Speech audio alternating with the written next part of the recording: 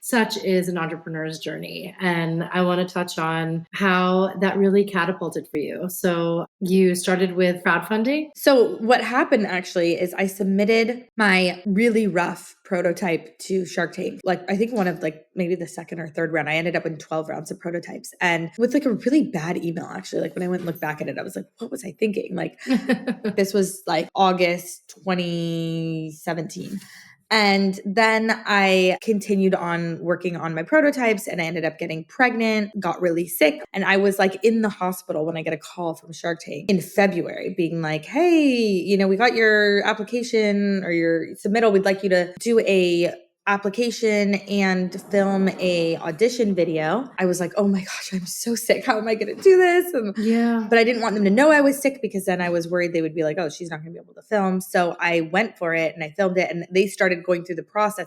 Once I submitted it, they said, we'll let you know in 2 weeks if we're interested. Within 2 weeks. If you don't hear back within 2 weeks, we're not. And on the last day within the 2-week period, I get a call being like, we'd like to move forward. We're going to put you in touch with producers and we'll go to the next steps. And I was like, oh my gosh, well, okay, they were filming this.